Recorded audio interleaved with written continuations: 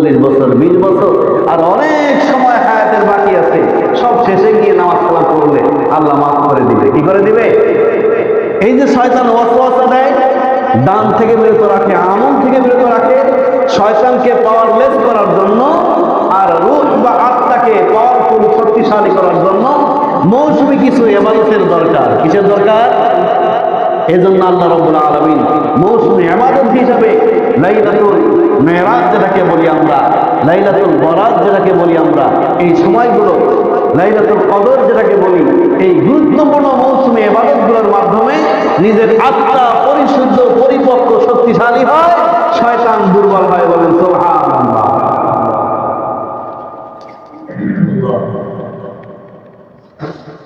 এই রজব মাস, শাবান মাস দামি হওয়ার আরো একটা কারণ হলো প্রত্যেকটা ব্যক্তির কোনো কাজ করার আগে প্রি প্ল্যান করতে হয়। কি করতে হয়? পূর্ব প্রস্তুতি নিতে হয়, ঠিক কিনা? পূর্ব প্রস্তুতি ছাড়া কোনো কাজ পরিপূর্ণ হয়, ভালোভাবে করা যায় না। দেখেন,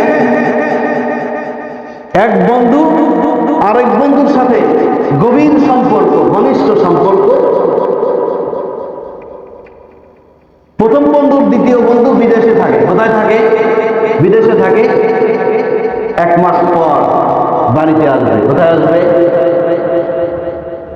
দ্বিতীয় বন্ধু বিদেশ থেকে 1 মাস পর বাড়িতে আসবে। প্রথম বন্ধু সে থাকে ঢাকায়, তবে কোনো কারণবশত বা সময় স্বল্পতার কারণে বিদেশের বন্ধু চিটাগাঙে তার গ্রামের বাড়িতে আসবে, তবে তার সাথে আগ্রহ আকাঙ্ক্ষা থাকা সত্ত্বেও ঢাকায় এসে দেখা করতে পারবে না। ভালো করে বলতেন উদাহরণটা।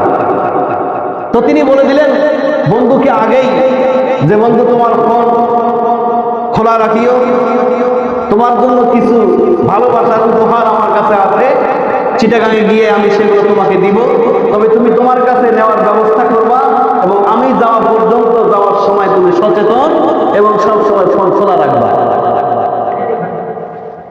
এবার বন্ধু যদি, প্রথম বন্ধু বাংলাদেশের বন্ধু যদি তার বিদেশি বন্ধু উপহার নিয়ে চিটাগাঙে আসছে, উনি যদি ফোন বন্ধ করে রাখে, গাফেল হয়ে উদাসীন হয়ে থাকে, ওই বন্ধু উপহার নিয়ে অনেকবার চেষ্টা করলো দেওয়ার জন্য, কিন্তু যোগাযোগ করতে পারলো না, উপহার নিতে পারবে? কথা বলে না, উপহার নিতে পারবে? ঠিক তেমনি ভাবে রমজান আসতেছে, আমাদের কাছে আগাম সংবাদ আল্লাহ দিয়েছেন। রাসূল সাল্লাল্লাহু আলাইহি ওয়াসাল্লাম দোয়া শিখিয়ে গেছেন, আল্লাহুম্মা বারিক লানা ফি রজব ওয়া শাবান ওয়া বাল্লিগনা রমাদান। ও পৃথিবীর মানুষেরা, রমজান আসতেছে, তোমাদের ঘুমিয়ে থাকলে হবে না, গাফেল থাকলে হবে না, সচেতন থাকতে হবে, আগে থেকে প্রস্তুত থাকতে হবে, রমজানের ফায়দা থেকে তুমি যেন মাহরুম না হও। বুঝতে পারছেন কথা?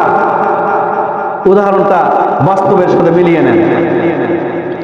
যেহেতু প্রিপারেটরি মান্থ, রমজানের প্রস্তুতিমূলক মাস হলো শাবান মাস, এজন্য শাবান মাস আল্লাহর কাছে এবং মুমিনের কাছে দাম কম না বেশি? সম্মানিত হাজিরিন, পৃথিবীর মানুষ, প্রত্যেকটা মানুষ তার জীবন চলতে গিয়ে ছোটখাটো গুনাহ হয় কি হয় না? গুনাহ হয় কি হয় না?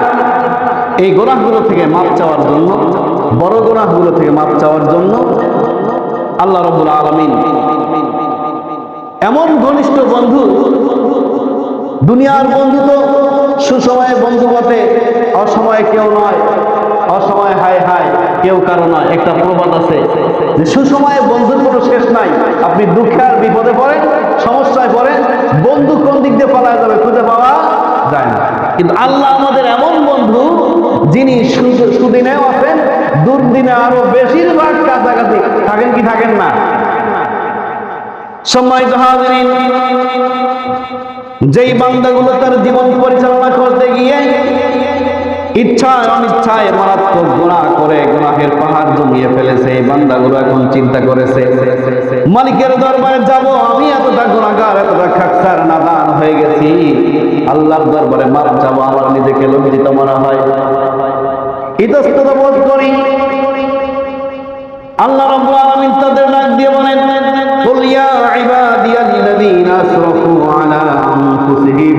ও পৃথিবীর মানুষেরা, দিনের আলোতে তুমি গুনাহ করেছো, রাতের আধারে গুনাহ করেছো, ইচ্ছায় অনিচ্ছায় গুনাহ করেছো, নামাজ ফরজ করেছো, আমার হুকুমের বিপরীতে চলেছো, এবার তুমি নিজেকে ছোট মনে করতেছো, হীনমন্যতায় ভুগতেছো।